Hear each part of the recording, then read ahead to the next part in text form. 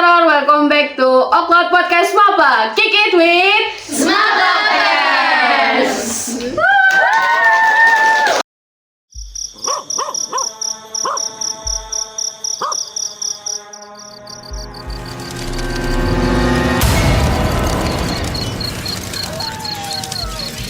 Halo Sobat Horor, udah lama banget nih kita nggak cerita-cerita horor. Pasti kalian nunggu-nunggu episode ini kan? Jadi kita baru satu episode kemarin. Tapi kali ini agak beda ya guys. I'm alone. Gak ada partner hari ini. Kamara lagi sakit. Langsung aja kita ke cerita hari ini. Jadi ada salah satu narasumber kita dari SMA kita. Dia bercerita kalau kakaknya ketempelan di salah satu sekolah yang ada di Kabupaten Magelang. Kita sebut aja dia Vian. Vian ini punya kakak perempuan yang namanya Melati. Kak Melati duduk di bangku kelas 8. Waktu itu Vian masih SD. Menurut desas-desus warga sekitar tempat Melati menimba ilmu, sekolah itu terkenal dengan keangkerannya karena banyaknya pepohonan lebat yang menutupi lingkungan sekolah itu. Suatu hari, Melati memasuki kelasnya. Kebetulan dia datang terlalu pagi. Kelasnya terlihat masih sepi, tanpa ada orang lain. Melati tidak berpikir negatif. Dia hanya datang lalu duduk di bangkunya. Untuk mengalihkan ketakutannya, dia memainkan ponselnya. Tapi ketika dia memainkan ponselnya, dia merasa ada yang mengawasinya dari kolong meja guru. Melati merasa cukup terganggu dengan pengawasan itu. Dia mencoba mengintip dari celah yang bisa dia lihat. Melati tidak melihat apapun, tapi dia hanya mendengar suara. Melati berlari karena dia takut. Bagaimana kalian di kelas sendiri nggak takut, men? Gue mau kabur. Melati lari. Dia nggak di kelas. Dia cuma berdiri di depan pintu sambil nunggu teman-teman yang lain datang. Nggak lama setelah itu teman Melati datang. Kita panggil aja dia Intan. Intan datang, dia cuma heran lihat kenapa muka Melati pucat. Terus diajak Melati masuk, akhirnya Melati berani masuk. Tapi Melati nggak mau cerita apa yang dia lihat. Dia cuma duduk sambil temenin Intan ngobrol. Singkat cerita, saat istirahat, Intan akhirnya bertanya, "Melati, kamu kenapa?" Melati cuma jawab, "Aku takut." Intan yang sebenarnya ternyata memiliki kelebihan, dia tahu kalau sebenarnya Melati dia dilihatin dari kolong meja sama anak kecil, mukanya hancur.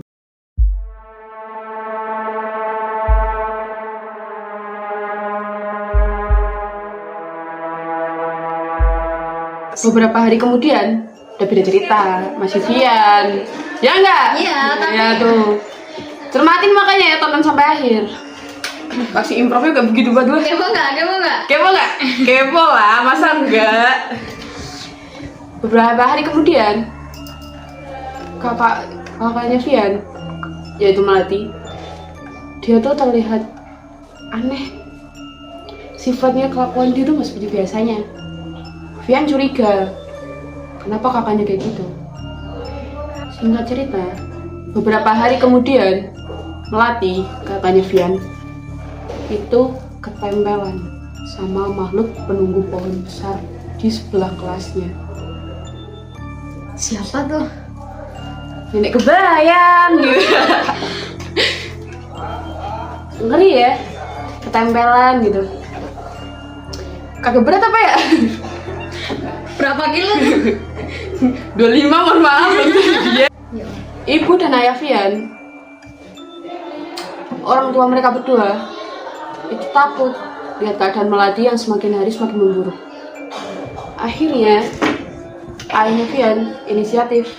Dia minta tolong ke sepupunya yang ada di Yogyakarta buat rawang ada apa sama anaknya.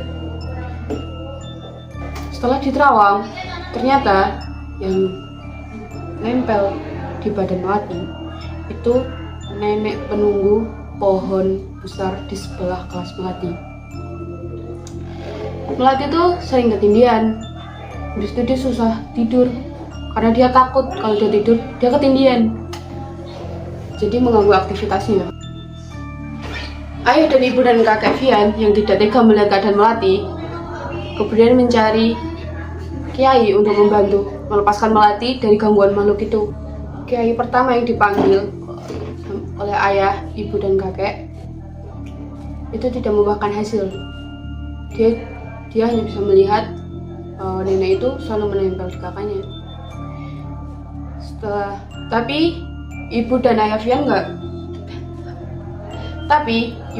Vian mereka nggak putus asa. Mereka cari kiai lain yang menurut informasi dia juga menangani hal yang sama di sekolah yang sama. Setelah itu kiai itu datang ke rumah Melati untuk mengobati Melati. Setelah Melati diobati, dia sadar, namun dia tidak mengingat apapun. Ya kalian habis kerasukan lupa nggak sih guys? Lupa sih. Ya nggak tahu deh. Belum pernah. Mau nyobain? Enggak. Cobain deh. Seru tahu. Kalau mau tahu ya Cobain. Usut punya usut. Ternyata makhluk yang nempelin kakaknya Vian yaitu Melati, dia nggak suka sama bisingan yang dibuat sama kelas Melati. Entah itu jam kos, waktu istirahat, mereka tuh selalu berisik. Jadi nenek itu ngerasa terganggu karena tempat dia beristirahat dibuat kebisingan kayak gitu. Kalian berisik nggak? Kalian kesel nggak sih? Kalian lagi istirahat, terus banyak anak kecil main, dibikin berisik. Kesel nggak sih? Kesel sih. Kayak ya, Kak, apa sih? ngapain gitu? Lo bisa main di tempat lain Iya. gitu. Gue bikin panti asuhan juga lo. Gue lempar juga. Jadi ternyata guys, usut punya usut, nenek itu tuh kesel sama anak-anak di kelas Melati karena mereka selalu berisik dan ngeganggu si nenek itu yang lagi istirahat. Kayak ya kalian jam kos sih boleh ya, cuman nggak berisik-berisik juga, kasihan yang lain yang keganggu. Apalagi jangan pacaran di kelas. Kalau nggak pacaran kelas ya jangan di kantin juga berduaan, kan banyak orang juga ya. Terus jangan juga di lapangan minum es bareng gitu ya. Oke guys, jadi itu akhir dari cerita si Vian. Jangan pikir kalian ini selesai. Ada satu cerita lagi. Yang ini lebih merinding. Gimana? Mau kita langsung? Langsung, yuk. Oke, mari kita langsung aja kayak into chapter 2.